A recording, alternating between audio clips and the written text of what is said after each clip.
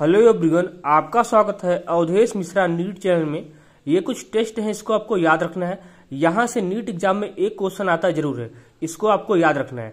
जैसे आपका देखिए, आल मोनोसेकेराइड में ग्लूकोज ये टॉलरेंस टेस्ट देता है, फ्रक्टोज ये टॉलरेंस टेस्ट देता है, मैनोज ये टॉलरेंस टेस्ट देता है, ठीक है, और गैलेक्टोज ये टॉलरेंस टेस्ट देता है। डाइसेकेराइड में माल्टोज भी देते हैं, लैक्टोज भी देते हैं, ठीक है। ये सारे टेस्ट देते हैं, चाहे वो टॉलरेंस रिएजेंट का हो, चाहे वो फेलिंग्स रिएजेंट का हो, चाहे वो ब्रेंडिंग टेस्ट हो, चाहे म्यूटा रोटेशन हो। याद रखेंगे, म्यूटा रोटेशन भी ये सब देते हैं, ये सारे के सारे म्यूटा रोटेशन भी देते हैं। जितने भी रिड्यूसिंग शुगर होते हैं वो सभी म्यूटा रोटेशन एग्जिबिट करते हैं। जितने भी रिड्यूसिंग शुगर होते हैं वो सभी म्यूटा रोटेशन देते हैं, एग्जिबिट करते हैं। तो याद रखना है, ये सारे भी म्यूटा रोटेशन टेस्ट देंगे, इसको आपको याद रखना है, ठीक है। देखिए यहाँ पे हेमी एजिटल ग्रुप होता है, हेमी एजिटल ये सभी म्यूटा रोटेशन, टॉलरेंस, फेलिंग, ब्रेंडिंग ये सब देते हैं।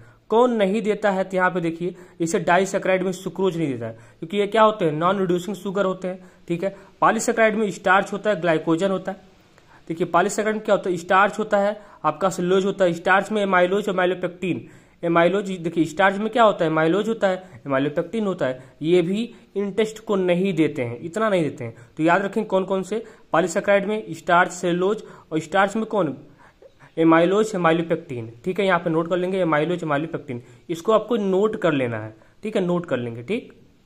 ये भी इंपॉर्टेंट पॉइंट है। सुक्रोज किस में टूटता है, अल्फा डी ग्लूकोज में, बीटा डी फ्रक्टोज में। माल्टोज किस में टूटता है, 2 अल्फा डी ग्लूकोज यूनिट में। लैक्टोज किस में टूटता है, बीटा डी में। इसको आपको याद रखना है तीनों, ये भी इंपॉर्टेंट है आपके लिए, ठीक है, ये भी इंपॉर्टेंट है, ठीक। यहाँ पे देखिए म्यूटा रोटेशन दिया है, ठीक है। याद रखेंगे, म्यूटा रोटेशन जितने भी रिड्यूसिंग शुगर होते हैं वो सभी के सभी म्यूटा रोटेशन देंगे। आपसे इतना ही पूछा जाएगा, कौन म्यूटा रोटेशन देगा कि नहीं देगा। एनामर आप देख लेंगे, alpha D glucose, beta D glucose, ये होता है एनामर होता है, ठीक है। ईपीमर देख लेंगे, ईपीमर क्या होता है, एक देखिए सेम का होता है। देखिए ईपीमर क्या होता है, डी ग्लूकोज होते हैं, डी मैनोज होते हैं। देखिए D glucose, D mannose, D glucose में, डी मैनोज में जरा सा भी अंतर नहीं होता है। क्या होता है, यहाँ पे सेकंड कार्बन पे OH का पोजीशन चेंज होता है, केवल एक ही पोजीशन पे OH का पोजीशन चेंज होगा, वही क्या होता है, ईपीमर होता है, ठीक है। तो याद रखेंगे, इसका एग्जाम्पल याद रखेंगे, D glucose, D mannose, D galactose, D glucose, D galactose. यहाँ पे देखिए, यहाँ पे C2 ईपीमर है। यहाँ पे क्या है, यहाँ पे मैनोज के सेकंड कार्बन पे OH का पोजीशन चेंज होता है। यहाँ पे गैलेक्टोज के फोर्थ कार्बन पे OH का पोजीशन चेंज होता है। इसको आपको याद रखना है, ठीक है। यहाँ पे देखिए, बाकी देखिए सुक्रोज में कैसा लिंकेज होता है, अल्फा 1,2 ग्लाइकोसिडिक लिंकेज होता है, इसको आपको याद रखना है। माल्टोज में क्या होता है, अल्फा 1,4 ग्लाइकोसिडिक लिंकेज होता है, इसको भी आपको याद रखना है, अल्फा 1,4 ग्लाइकोसिडिक लिंकेज, ठीक। यहाँ पे लैक्टोज में कैसा होता है, लैक्टोज में होता है बीटा 1,4 ग्लाइकोसिडिक लिंकेज।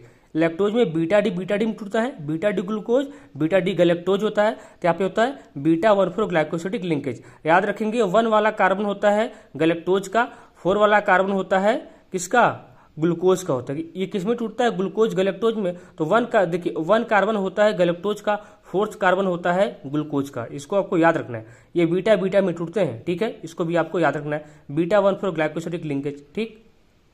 बाकी देखिए आपका एमाइलोज है, एमाइलोज में अल्फा 1,4 ग्लाइकोसिडिक लिंकेज पाया जाता है। स्ट्रेट चेन होता है, कोई ब्रांच चेंज नहीं होता है, वाटर सॉल्युबल होता है, इसको आपको याद रखना है, ठीक है। एमाइलोपेक्टिन ब्रांच होता है, इसमें नॉर्मली क्या होता है, अल्फा 1,4 ग्लाइकोसिडिक लिंकेज पाया जाता है, लेकिन जहां पे ब्रांचिंग होती है वहां पे अल्फा 1,6 ग्लाइकोसिडिक लिंकेज पाया जाता है। इसको आपको याद रखना है, जहां पे नॉर्मल होगा वहां पे अल्फा 1,4, जहां पे ब्रांचिंग होगा अल्फा 1,6 ग्लाइकोसिडिक लिंकेज पाया जाता है। इतना चीजें आप याद रखेंगे, ठीक है, तो आपके लिए बहुत ही अच्छा होगा। यहाँ से एक क्वेश्चन आपके नीट एग्जाम में आ जाएगा 4 नंबर का, ठीक है, 4 नंबर का आ जाएगा।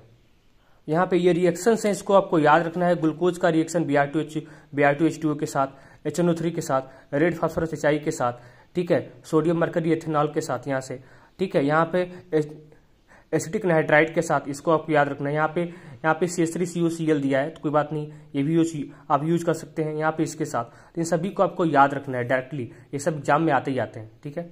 आपका 5 मिनट में बायोमॉलिक्यूल खत्म, इतना याद कर लेंगे आपका काम हो जाएगा, ठीक।